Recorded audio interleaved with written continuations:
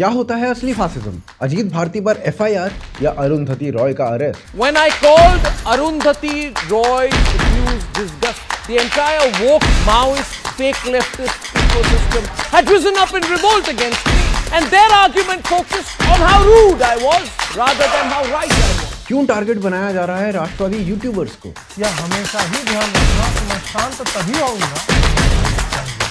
किसने आरंभ की थी फ्रीडम ऑफ स्पीच की हत्या? फ्रीडम ऑफ स्पीच एब्सोल्यूट किसी को गाली देने की नहीं है। क्या भारत में कभी फासिज्म अप्लाई किया गया था? क्या बीजेपी को भी फासिज्म सीखना चाहिए? और क्यों आवश्यक है एक राष्ट्रवादी इकोसिस्टम? जानने के लिए वीडियो अंत तक देखिए और चैनल को सब्सक्राइब करिए।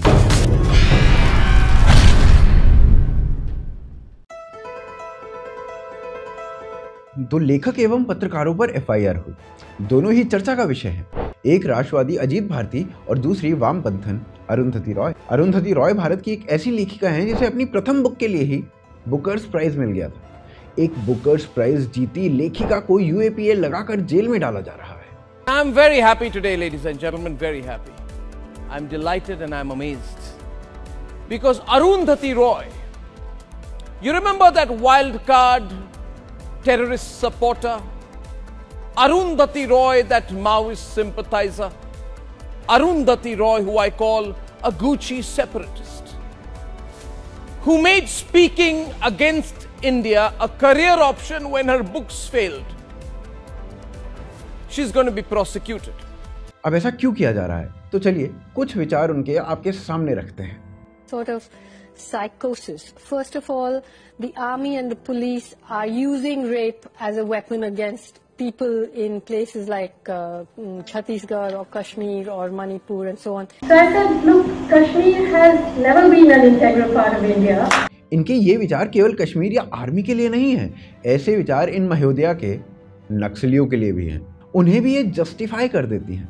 1980 के बाद कौन सा लड़ाई था कि लोगों का विस्थापन न हो, जैसे अभी आपके साथ हो रहा है या होने जा रहा है, वो गरीब आदिवासियों के साथ बहुत पहले शुरू हो गया।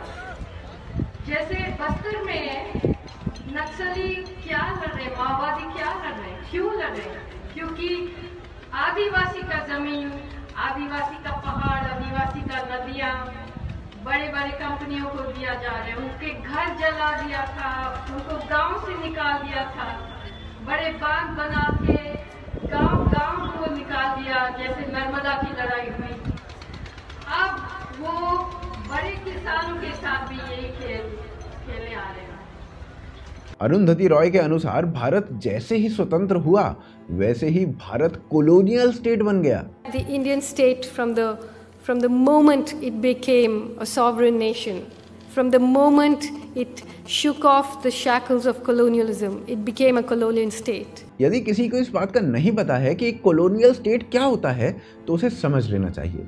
ब्रिटेन एक कॉलोनियल स्टेट था। वो दूसरे देशों पर अधिपत्य करके अपना रूल इम्पोज करता था और अरुंधति रॉय के अनुसार भारत भी वैसा ही कर रहा था। वो इसे जस्टिफाई करने के लिए आगे कुछ ये कहती हैं। And it has waged war since 1947 in Kashmir, Manipur, Nagaland, Mizoram, Telangana, Punjab, Kashmir, Goa, Hyderabad. देख रहे हो विनोद, भारत ने इन सभी देशों को, राज्यों को नहीं, देशों को आक्रमण करके अपने आधिपत्य में ले लिया, जैसे ब्रिटेन ने भारत को लिया था। ऐसी विचारक हैं हमारी लेखिका जी, जिन्हें बचाने के लिए आज एक पूरा सिस्टम लगा हुआ है। अरुंधति रॉय देश की जानी मानी लेखिका हैं। उनकी लिखी किताब the God of small things को 1997 में बुकर प्राइज मिल चुका है। The God of small things Arundhati Roy का पहला उपन्यास था और बुकर प्राइज जीतने वाली वो भारत की पहली महिला भी थी। 2014 में टाइम्स मैगजीन ने लेखिका अरुंधति रॉय को दुनिया के 100 सबसे प्रभावशाली लोगों की सूची में जगह दी थी। राजदीप कह रहे हैं कि अरुंधति तो लीडिंग वॉइस ऑफ डिसेंट हैं। उन्हें एंटी नेशनल घोषित किया जा रहा है। भारत बनाना रिपब्लिक बन चुका है। प्रशांत भूषण को भी डिक्टेटरशिप दिख चुकी है। महुआ मोइत्रा ने भी फासिज्म देख लिया और सागरिका घोष को भी लगा कि सब कुछ लुट गया है, ऐसा नहीं होना चाहिए। बताओ, जिसके स्टेट में हिंदुओं को केवल इसलिए मार दिया जाता है कि उन्होंने भाजपा को वोट दे दिया, वो तक यहाँ पर फासिज्म देख पा रहे हैं। बड़ी विकट समस्या है भाई। औरंगजेब में खुदा ढूंढने वाली ऑड्रे टोस्की को तो ये विच हंट लगने लगा है। वहीं इसके विपरीत अजीत भारती, उन्होंने कुछ ये बोला। राहुल गांधी ने क्लेम किया है कि राम मंदिर को जो है हम हटा देंगे और बाबरी को पुनः लाएंगे, और ये बोलने से विवाद हो गया। ऑल न्यूज के जुबेर ने इसे उठाया, क्लिप काटी और इसे डिस इन्फॉर्मेशन का नाम देकर दंगे भड़काने तक ले जाया गया और कर्नाटका में अजीत के विरुद्ध FIR कर दी गई। यहाँ महत्वपूर्ण बात यह है कि जो बात अजीत ने बोली वो बात ऑलरेडी एक कांग्रेसी नेता ने बोल रखी थी। राहुल गांधी जी ने अपने नजदीकी लोगों की एक बैठक में अमेरिका के रहने वाले अपने एक शुभचिंतक के कहने पर, इशारे पर, सलाह पर यह बात कही थी कि अगर हमारी सरकार बनती है तो हम सुपर पावर कमीशन बना करके राम मंदिर के फैसले को पलट देंगे। और यहां भयंकर बात यह है कि ये साले लिब्रांडू अजीत पर डिस इन्फॉर्मेशन फैलाने का आरोप लगा रहे हैं और दूसरी ओर अरुंधति रॉय के लिए आंसू बहा रहे हैं। चलो अब कुछ दिखाता हूं। वर्ष 2002 गुजरात में दंगे भड़के हुए थे। केंद्र और राज्य में दोनों में भाजपा की सरकार थी और दंगों के बीच आउटलुक का एक आर्टिकल आता है। उसकी लेखिका होती हैं अरुंधति रॉय। बड़ी ही ड्रामेटिक तरीके से लिखा वो लेख किसी की भी आत्मा को हिलाने के लिए परिपक्व था। लिखा गया कि मुझे रात को बड़ौदा से मेरी एक मित्र का फोन आया। जिसका फोन था वो रो रही थी। उसे 15 मिनट लगे मुझे ये बताने में कि उसकी मित्र साइदा के साथ क्या हुआ।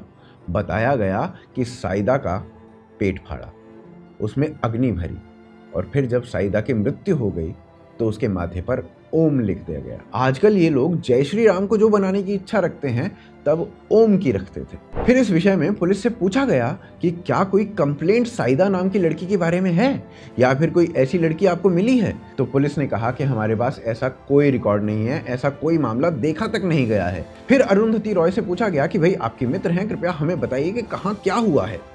पर अरुंधति रॉय पुलिस पर ही चीखने लगी। उन्हें कुछ नहीं बताया, कोई कोऑपरेशन नहीं किया गया और ये तक बोल दिया गया कि पुलिस को उन्हें समन करने का कोई अधिकार नहीं है। अब आप बताइए कौन फेक न्यूज़ फैलाता है, कौन नहीं, और किसका सपोर्ट करना चाहिए, किसका नहीं। और कांग्रेस तो जहां जहां सत्ता में आई है उसने पत्रकारों पर उनके विपरीत व्यूज रखने के लिए FIR की है। उदाहरण के लिए अमन चोपड़ा, उन्होंने अपना एक शो किया, फिर उसे ट्वीट किया। कांग्रेस को अच्छा नहीं लगा, राजस्थान में उनकी सरकार थी, उन्होंने उनके विरुद्ध FIR लिख दी। 10 पुलिस वाले अमन चोपड़ा के घर के सामने उन्हें अरेस्ट करने के लिए पहुंच गए थे और ये तब हुआ जब हाई कोर्ट ने कोई एक्शन लेने के लिए मना कर दिया था, फिर भी ऐसा किया गया। या फिर दूसरा एग्जाम्पल फेलिक्स गेराल्ड का, जो कि एक यूट्यूबर हैं। उन्हें नोएडा से तमिलनाडु की पुलिस ने उठा लिया। उनका अपराध था कि उन्होंने एक दूसरे यूट्यूबर सुव्वुक शंकर का इंटरव्यू लिया था। तमिलनाडु पुलिस ने सुव्वुक को पहले अरेस्ट किया था और बाद में फेलिक्स गेराल्ड को। ऐसे ना बहुत सारे एग्जाम्पल्स और हैं जिन्हें हम तीसरे अध्याय में विस्तार से बताएंगे। अभी देखते हैं कि क्या भाजपा सही में फासिस्ट है और फिर आगे बताएंगे एक्चुअल फासिज्म क्या होता है। देखिए, यदि केवल आचार्य प्रमोद के साथ राहुल गांधी द्वारा एक मीटिंग में प्रयोग में लाए गए शब्दों को उद्धृत करने के कारण यदि अजीत भारती पर कोई जिहादी इकोसिस्टम FIR करवा देता है, यह कहते हुए कि अजीत भारती ने झूठ बोला था, तो क्या इस हिसाब से राहुल गांधी या कांग्रेस के बड़े बड़े नेता बच पाएंगे क्या? कुछ उदाहरण देखते हैं। राहुल गांधी ने जनवरी में राम मंदिर उद्घाटन के समय कहा था कि वहां पर कोई भी दलित या पिछड़ा वर्ग का व्यक्ति दिखाई नहीं दिया, जबकि सत्य यह था कि वहां सामान्य भीड़ तो छोड़ दीजिए, जजमान के रूप में भी दलित, आदिवासी और पिछड़े वर्ग के लोगों को सम्मिलित किया गया था। क्या राहुल गांधी पर केस ठोक दिया जाए? अमित शाह का AI जनरेटेड वीडियो इलेक्शंस के समय शेयर किया गया था, जिसमें कहा जा रहा था कि हम रिजर्वेशन हटा देंगे।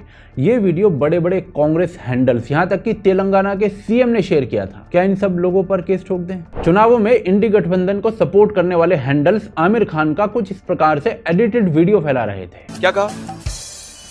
आपके पास ये रकम नहीं है तो कहां गए आपके 15 लाख रुपए?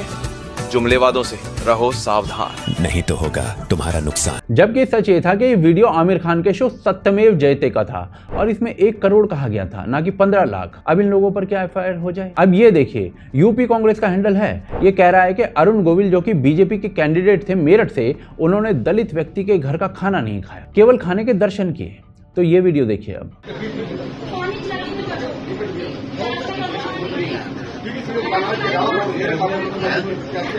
क्या ये समाज तोड़ू व्यक्ति दंगे भड़काने वाला काम नहीं कर रहा था? अब क्या यूपी कांग्रेस के ऊपर केस ठोक दिया जाए? इंडी अलायंस के ऑफिशियल हैंडल से फेक न्यूज फैलाई गई कि उनके 257 सीट आ रही हैं, ये कहते हुए कि एक्सिस माई इंडिया का सर्वे है। ये क्या एक्सिस वाले पूरी इंडिया अलायंस पर केस ठोक दें? अब ये देखिए, राहुल गांधी यहां पर लोगों के समक्ष क्लेम कर रहे हैं एक भाषण में कि अडानी इशू पर बोलने के कारण उनकी लोकसभा की मेंबरशिप रद्द कर दी गई थी, जबकि सत्य ये था कि सुप्रीम कोर्ट में चले डेफेमेशन केस में राहुल गांधी हारे थे और उस अपराध के कारण अपराधी व्यक्ति की मेंबरशिप कैंसिल हुई थी। अब ऐसे में मोदी राहुल गांधी पर केस कर दें क्या? इस ट्वीट में कांग्रेस के लीडर क्लेम कर रहे हैं कि एक पाकिस्तानी कंपनी से बीजेपी को इलेक्टोरल बॉन्ड का पैसा मिला था, जबकि सत्य ढूंढा गया तो पता चला कि कंपनी तो दिल्ली की कंपनी थी। तो क्या बीजेपी इस छुटभैया नेता पर केस ठोक दें? सूरत में बीजेपी को अनअपोज जीतने को राहुल गांधी ने तानाशाही बता दिया था, जबकि सत्य यह था कि कांग्रेस के कैंडिडेट ने अपना नॉमिनेशन पेपर भी सही से नहीं भरा था और इसी कारण उसका कैंडिडेचर रद्द हुआ था। अब ये देखिए, प्रियंका गांधी यहां स्वयं बोल रही हैं कि मोदी का वादा 15 लाख हर व्यक्ति को देने का था, जबकि इस बात को 10 बार झूठा प्रमाणित किया जा चुका है। क्या मोदी केस कर दे प्रियंका पर? अब ये वीडियो देखिए।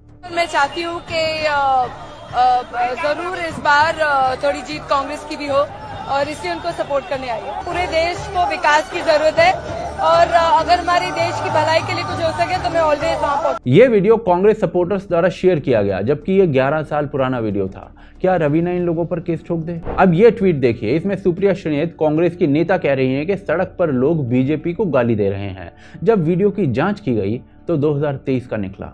क्या सुप्रिया श्रीनेत पर केस कर दिया जाए? अब यदि ऐसा होने लगा ना तो कांग्रेस बेहद घाटे में जाएगी, क्योंकि उसके पूरे इकोसिस्टम में अधिकांश काम इसी झूठ के बेस पर चलता है, कोई नहीं बचेगा। इसीलिए बेटर प्लान ये है कि सो कॉल लीडर को कहा जाए कि वो सब काम करे जो अमीर लौंडे करते हैं, travel the world, see things, 1-2 sports car crash करे, 2-4 अफेयर चलाए। बीजेपी अगर सही में फासिस्ट होती तो पूरी कांग्रेस अंदर होती। पर चलिए अब थोड़ा एक्चुअल फासिज्म देखते हैं।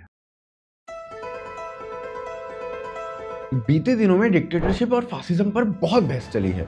ये बहस बड़े से बड़े राजनीतिक दल, पत्रकार और यूट्यूबर सबने की है। Democratic contest in India has completely changed, and the reason it's changed is because one organization called the RSS, fundamentalist fascist organization, has basically captured pretty much all of India's institutions. सबने इसे अपने अपने ढंग से वर्णित किया है, पर असली फासिज्म आपको अगले 3 अध्यायों में देखने को मिलेगा। रचित कौशिक सब लोकतंत्र यूट्यूब चैनल चलाते थे। एक दिन उनका चैनल बंद हो गया। उनकी वीडियो से भाजपा को और उनके नैरेटिव को ही बल मिलता था। चैनल बंद होने पर भी भाजपा ने कुछ नहीं बोला। क्या 2 कौड़ी की डिक्टेटरशिप थी। ऐसे ही स्ट्रिंग चैनल, उसके साथ भी ऐसा ही कुछ हुआ। यह चैनल तो साउथ का था, जहां भाजपा को सबसे अधिक अपने नैरेटिव का विस्तार की आवश्यकता थी, वो भी उड़ा दिया गया। भाजपा ने कुछ नहीं बोला, जबकि स्ट्रिंग ने पीएमओ तक को टैग करके कहा था कि यह वीडियो उनकी अंतिम वीडियो हो सकती है, कुछ कर सकते हो तो कर लो। ये दोनों एग्जाम्पल एक और दिखा रहे हैं कि भाजपा को अपने नैरेटिव को स्ट्रॉन्ग करने वाले लोगों की कुछ नहीं पड़ी, और दूसरी ओर यह भी बता रहे हैं कि भाजपा कुछ भी हो सकती है पर डिक्टेटर तो नहीं। ये चैनल्स क्यों बंद कराए गए? स्ट्रिंग ने वीडियो बनाई जिसमें उसने ग्रेटा थनबर्ग ने जो टूल किट शेयर कर दी थी उसी के संदर्भ में वीडियो थी, जिसमें उसने कहा कि इन जैसे लोगों को तो फांसी दे देनी चाहिए। केवल ये लाइन बोलने के कारण पूरा चैनल डिलीट। आरोप लगाए जाते हैं कि मोदी ने मीडिया को कंट्रोल कर लिया है, इसीलिए वो डिक्टेटर है। आपने 2 पूरे चैनल्स बंद करा दिए, क्या यह डिक्टेटरशिप नहीं है? फिर रचित कौशिक, उनकी एक वीडियो हर थोड़े दिनों में ट्विटर पर वायरल होती रहती थी। वीडियो केजरीवाल के शीश महल को एक्सपोज कर रही थी। केजरीवाल का शीश महल याद है, जिसमें 80 लाख के पर्दे लगे हैं? उसी में जिम वाली 4 ट्रेडमिल मशीनें भी लगी हैं। 15,000 से लेकर 15 लाख तक की ट्रेडमिल आपको अमेजन पर मिल जाएगी, लेकिन उससे कमाई तो होती नहीं। तो सर जी ने ट्रेडमिल किराए पर लेने की सोची। 4 ट्रेडमिल का 1 महीने का किराया सोचो कितना होगा? 5,000, 10,000, 15,000? जी नहीं, 10 लाख। ये 10 लाख रुपए महीने का किराया दिल्ली सरकार देती है, और ये ट्रेडमिल है एक कंपनी की जिसके मालिक हैं पुलकित केजरीवाल।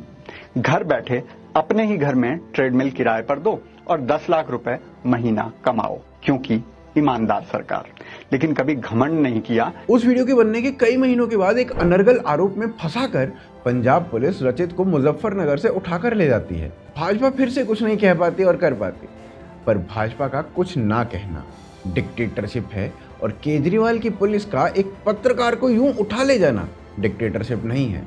और ये केजरीवाल के लिए कुछ नया थोड़ी है। इससे पहले तजिंदर बग्गा को केजरीवाल की पंजाब पुलिस ने उठा लिया था, पर बग्गा जी तो भाजपा के मेंबर थे, तो भाजपा ने तुरंत संज्ञान लिया। रचित मात्र एक पत्रकार था, वो भी यूट्यूब पर। इसके अतिरिक्त नवभारत टाइम्स की एक पत्रकार भावना किशोर, उनको पंजाब पुलिस ने अरेस्ट कर लिया था मई 2023 में। क्यों? ये कहकर कि भावना की जो कार है वो SC/ST समुदाय के एक व्यक्ति से भिड़ गई है, तो भावना पर SC/ST एक्ट लगा दिया गया और अरेस्ट कर लिया गया। भावना एक्चुअली में वो पत्रकार थी जिन्होंने अरविंद केजरीवाल के घर पर करोड़ों रुपए खर्च होने की बात को सामने लाया था, जो एक्चुअली में फिर शीश महल की पूरी स्टोरी बनाने के कारण बनी थी और मीडिया पर कई दिनों तक वो छाया रहा था। जिस दिन भावना अरेस्ट हुई उस दिन भी वो मोहल्ला क्लिनिक को कवर करने जा रही थी। पर ये सब केवल केजरीवाल ने थोड़ी किया है। भिकू मात्रे, एक ट्विटर हैंडल, उसे एक फेक न्यूज फैलाने के आरोप में अरेस्ट कर लिया गया कर्नाटका पुलिस के द्वारा। फैक्ट हंट, एक फैक्ट चेकिंग वेबसाइट है, उस पर भी FIR रजिस्टर कर दी गई। और ये भी कहाँ हुआ? कर्नाटका में, क्योंकि कर्नाटका में कांग्रेस की सरकार है। और अब अजीत भारती पर भी कर्नाटका में ही FIR की गई। मार्च 2023 में बिहार पुलिस ने मनीष कश्यप नाम के एक यूट्यूबर को अरेस्ट कर लिया था, जो कि अब भाजपा के मेंबर हैं और वहां पर उस समय ऑपोजिशन की सरकार थी। ये कहकर उन्हें अरेस्ट किया गया कि मनीष कश्यप ने एक फर्जी वीडियो डाला है जिसमें बिहार के मजदूरों पर तमिलनाडु में आक्रमण हो रहे हैं, ऐसा बताया गया है। मनीष कश्यप को लगभग 9 महीने तक जेल में रखा गया और अलग अलग जेलों में घुमाया गया और फाइनली मद्रास हाई कोर्ट ने मनीष कश्यप को बेल दी। मनीष कश्यप के केस में भी भाजपा इनिशियली चुप ही थी, पर बाद में संज्ञान लिया गया। अक्टूबर 2023 में तमिलनाडु में कई सोशल मीडिया इन्फ्लुएंसर्स को अरेस्ट किया गया, जिसका बेसिक रीजन था तमिलनाडु की सत्ता पर जो पार्टी है उसकी विचारधारा से उनका अलग सोचना। इनमें से एक का उदाहरण मैं दे देता हूँ। तमिलनाडु में एक बिरयानी की दुकान पर एक कस्टमर ने हलाल सर्टिफिकेट पर प्रश्न किया और इसके बाद सैकड़ों मुस्लिम संप्रदाय के लोग दुकान के बाहर आ गए। तिरुपति कन्नन ने इसे रिपोर्ट किया अपने सोशल मीडिया हैंडल पर और उसे केवल ये करने के लिए गिरफ्तार कर लिया गया। बस कुछ इसी तरीके से फासिज्म से लड़ने वाली ऑपोजिशन ने फासिज्म से लड़ाई की है। जो कोई उनके अगेंस्ट बोले उसे जेल में डाल दो या उसका चैनल ही बंद करा दो। अब इसके आगे कांग्रेस का वो फासिज्म देखते हैं जो उन्होंने तब किया था जब वो देश की सत्ता में थे, सेंटर में थे। अगले अध्याय में देखिए, आपको अरुंधति रॉय के अरेस्ट को फासिज्म कहकर बेचा जा रहा है। 2010 के एक बयान के लिए कानून लगाया गया है UAPA का, जो कि भारत की संप्रभुता और अखंडता पर आघात करने वाले लोगों से निपटता है। बीजेपी से प्रश्न यह है कि भाई 10 साल बाद काहे जागे हो बे, और इसे फासिज्म कहने वाले फुद्दुओं से प्रश्न है कि बेटा तुम फासिज्म पर ज्ञान मत दो, क्योंकि जिसे तुम फासिज्म कह कर रो रहे हो ना, उसकी हिस्ट्री तुम झेल नहीं पाओगे। 29 मई 1951 भारत में एक गर्म दिन था। संसद के भीतर का तापमान उससे भी अधिक गर्म था। सांसद टेबल पीटकर और चीख चिल्लाकर एक दूसरे को रोक रहे थे, क्योंकि वाणी और अभिव्यक्ति की स्वाधीनता पर कुठाराघात होने वाला था। 2 हफ्तों से प्रधानमंत्री जवाहरलाल नेहरू संविधान के उस आर्टिकल को चेंज करने की बात कर रहे थे जो भारत को फ्रीडम ऑफ स्पीच देता था और जिसे हासिल किए हुए अभी भारत को केवल 46 महीने हुए थे। नेहरू जी संसद में आते हैं और भाषण देते हैं जिसमें कहा जाता है कि दुनिया में हर प्रकार की आजादी को कंट्रोल किया जाना चाहिए। ये बात प्रेस की आजादी को लेकर कही गई थी। आगे नेहरू ने कहा कि प्रेस को मानसिक संतुलन की आवश्यकता है जो वो खो चुका है। आचार्य कृपलानी, जयप्रकाश नारायण और श्यामा प्रसाद मुखर्जी जैसे गांधीवादी लीडर्स नेहरू के विरुद्ध खड़े हो गए थे, पर 18 जून 1951 को फर्स्ट अमेंडमेंट को संसद में पास कर दिया गया, जिसने भारत की आवाज को बंद कर दिया। क्या था इस अमेंडमेंट में? संविधान के इस अमेंडमेंट से पहले पब्लिक सेफ्टी लॉज जैसे कुछ कानूनों का प्रयोग करके प्रेस का मुंह बंद कर दिया जाता था, परंतु ये लॉज संविधान का अंग नहीं होते थे और कोर्ट में इनके विरुद्ध लड़ा जा सकता था। अब नेहरू ने इसे संविधान का अंग बना दिया था। अब केवल सरकार को बस ये सोचना था कि कोई व्यक्ति या मीडिया हाउस राज्य की अखंडता के विरुद्ध बोल रहा है और उसे दंड मिल सकता था। क्यों लाया गया था ये अमेंडमेंट? उस समय के पूर्वी पाकिस्तान यानी कि आज के बांग्लादेश से बड़ी संख्या में हिंदू रेफ्यूजीज हिंसा को झेलने के बाद भारत में प्रवेश कर रहे थे और दूसरी ओर मद्रास जैसे स्थानों पर वामपंथी कार्यकर्ताओं को मारा जा रहा था। जब प्रेस ने ऐसे विषयों पर खुल के लिखना चालू किया तो प्रेस का मुंह बंद कर दिया गया। जब प्रेस कोर्ट गई तो कोर्ट ने संविधान की दलील देते हुए प्रेस का मुंह पुनः खोल दिया। तो बस नेहरू जी ने संविधान ही बदल दिया और इसका फायदा उठाते हुए नेहरू जी ने पता है क्या क्या किया। मजरू सुल्तानपुरी ने अपनी कविता में नेहरू को हिटलर का चेला कह दिया था, तो वो बेचारा 2 साल जेल में काट कर आया। इस चक्कर में आज मोदी को हर गली में बैठा कुत्ता हिटलर कह रहा है और ग्रो कर रहा है। दर्जनों किताबें प्रतिबंधित की गई। कम्युनिस्ट पार्टी चुनाव तक नहीं लड़ सकती, ये तक कह दिया गया। केरला में कम्युनिस्ट पार्टी की चुनी हुई सरकार तक गिरा दी गई। कितनी फिल्में, कितने थिएटर्स के नाटक प्रतिबंधित कर दिए गए। इसकी पूरी सूची आप स्क्रीन पर देख सकते हैं। पर चलिए, क्या आपको यह पता है कि इस देश में इमरजेंसी क्यों लगाई गई थी? 12 जून 1975 को इलाहाबाद उच्च न्यायालय ने कहा कि इंदिरा गांधी चुनावों में धांधली करके जीती हैं। इस कारण से वो किसी भी ऐसे पद पर नहीं रह सकती जिसे जनता स्वयं चुनती है। कोर्ट के इस निर्णय के बाद इंदिरा गांधी प्रधानमंत्री बनकर नहीं रह सकती थी और इस निर्णय के केवल 13 दिन बाद यानी कि 25 जून को देश में इमरजेंसी लगा दी गई, पूरे लोकतंत्र को ताक में रखकर। और एग्जैक्टली इसी प्रकार का व्यवहार इस पूरे इकोसिस्टम का आज तक है। उमर खालिद, शारजिल इमाम, अरुंधति रॉय जैसे देश तोड़ू बयानवीर लोगों पर कानून की धाराएं इन्हें पसंद नहीं आएंगी, पर अजीत भारती पर हुई एफआईआर इन्हें जी स्पॉट पर हुए लैंगिक टकराव से उत्पन्न चरमोत्कर्ष का मजा दे देती है। और यही असली फासिज्म है और एक परिवार के अराउंड घूमता है। कैसे ये फासिज्म भारत के 2 प्राइम मिनिस्टर खा चुका है, वो आगे देखते हैं। फासिज्म की असली कहानी जानना चाहते हो तो मैं भारत के 2 प्रधानमंत्रियों की कहानियां सुनाता हूं। वर्ष 1991 में पीवी नरसिम्हा राव भारत के प्रधानमंत्री बनते हैं और यह मौका उन्हें पूर्व प्रधानमंत्री राजीव गांधी की मृत्यु के पश्चात मिलता है। गांधी परिवार से सोनिया गांधी उस समय तक पॉलिटिक्स में इन्वॉल्व नहीं होती हैं और राहुल और प्रियंका दोनों बहुत ही छोटे होते हैं, नहीं तो यह मौका पीवी नरसिम्हा राव को नहीं मिलता। उस समय राजीव गांधी की मृत्यु की जांच भी चल रही थी, लेकिन सोनिया गांधी को उस जांच की स्पीड से प्रॉब्लम थी। इस विषय पर वो राव को अर्थात देश के प्रधानमंत्री को अपने पास बुलाकर इंसल्ट किया करती थी। मई 1995 की एक रात को पीवी नरसिम्हा राव अपने कैबिनेट के मिनिस्टर नटवर सिंह को फोन करते हैं और अपनी व्यथा बताते हैं। बोलते हैं कि आज फिर से सोनिया गांधी ने मुझे इंसल्ट किया। फिर अगस्त 1995 को सोनिया गांधी एक स्पीच देती हैं और स्पीच में कहती हैं कि यदि देश के पूर्व प्रधानमंत्री के केस में इतना डिले होगा तो आम व्यक्ति को न्याय मिलने में कितना समय लगेगा। और ऐसा ना उस गांधी परिवार की बहू बोल रही थी जिसकी सास ने शास्त्री जी की मृत्यु के पश्चात कोई इन्वेस्टिगेशन ही नहीं कराई और उनकी मृत्यु को हार्ट अटैक डिक्लेयर कर दिया। क्या शास्त्री जी प्रधानमंत्री नहीं थे या गांधी परिवार से ना होने के कारण उनके जीवन की कोई महत्ता ही नहीं थी? अब कुछ लोग आके ये कह सकते हैं कि शास्त्री जी की मृत्यु के अराउंड तो कॉन्स्पिरेसी थियोरीज बनाई गई थी, उसकी क्या ही इन्वेस्टिगेशन होनी चाहिए।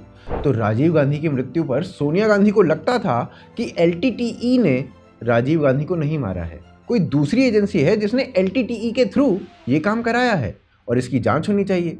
तो क्या ये कॉन्स्पिरेसी थियोरी नहीं है? और इस पर तो जांच हो भी रही थी, पर उसकी स्पीड भी सोनिया गांधी के अनुसार होनी चाहिए, नहीं तो सोनिया जी सबके बीच में जाकर बोलेंगी कि जब तक राव प्रधानमंत्री रहेंगे तब तक राजीव को इंसाफ नहीं मिल सकता। नटवर सिंह अपनी डायरी में लिखते हैं कि एक बार प्रधानमंत्री पीवी नरसिम्हा राव उनके घर आए।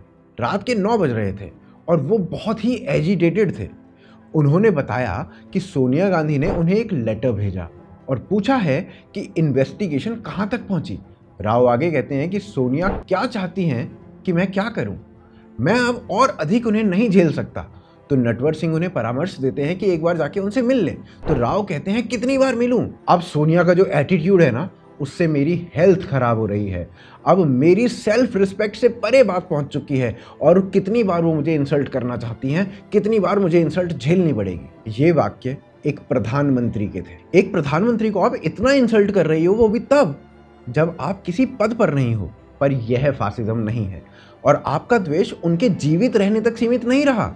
उनकी मृत्यु पर आपने जो किया वो जघन्य अपराध है और इस बात का द्योतक है कि भारत ने फासिज्म की पराकाष्ठा देखी हुई है। पीवी नरसिम्हा राव की मृत्यु हुई दिसंबर 2004 में और उनके पार्थिव शरीर को कांग्रेस के हेडक्वार्टर लाया गया, ठीक वैसे ही जैसे कांग्रेस के हर बड़े नेता का लाया जाता रहा है। पर कांग्रेस हेडक्वार्टर के गेट नहीं खोले गए और राव का पार्थिव शरीर बाहर ही रखा रहा।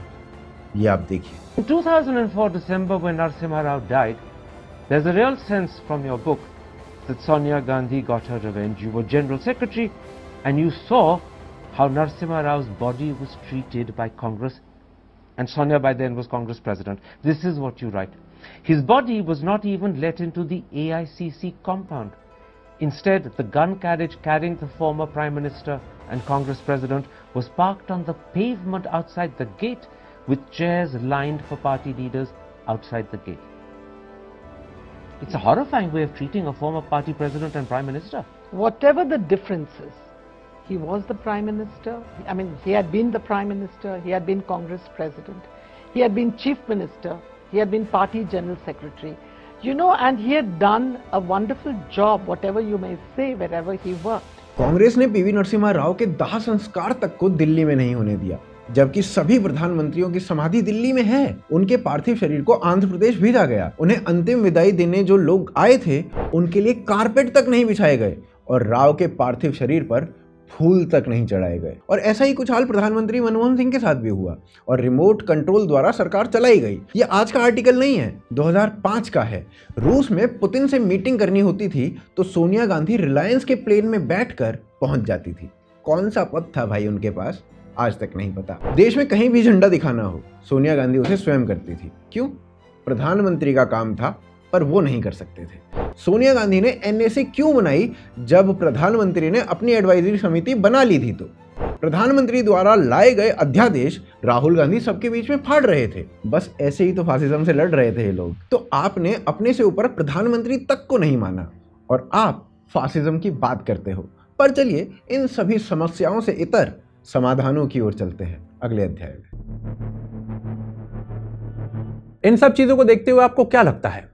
कांग्रेस द्वारा शासित एक राज्य में एक राष्ट्रवादी यूट्यूबर पर एफआईआर होती है और पूरा इकोसिस्टम उसे अरेस्ट करवाने के लिए आहें भरने लगता है, पर कांग्रेस फासिस्ट नहीं है। वहीं भारत में बैठकर एक यूट्यूबर चुनावों के मध्य सरकार के विरुद्ध करोड़ों व्यूज वाले वीडियोस बनाता है, ईवीएम में धांधली की झूठी खबरें शेयर करता है जिससे एक्चुअली में हिंसा भड़क सकती है। सरकार को फासिस्ट कहता है, पर यह सो कॉल्ड फासिस्ट सरकार उसे टच तक नहीं करती है। यह व्यक्ति जानता है कि सरकार उसे टच भी नहीं करेगी। ये एक बहुत बड़ा अंतर है बीजेपी और कांग्रेस में। कांग्रेस एक इकोसिस्टम को साथ लेकर कार्य करती है। एक ऐसा जर्नलिस्ट जिसे कोई नहीं जानता, वो ईवीएम के हैक होने की खबरें उड़ाता है, वो भी फोन पर आने वाले ओटीपी के माध्यम से। पूरा इकोसिस्टम उसे फैलाता है। राहुल गांधी के हैंडल समेत इसे फैलाया जाता है और ये खबर एक इंटरनेशनल खबर बन जाती है, मिड डे तक में छपती है। जब तक ये बात बाहर आती है कि ये फेक न्यूज़ है, तब तक ये झूठ पूरे विश्व में घूम चुकी होती है।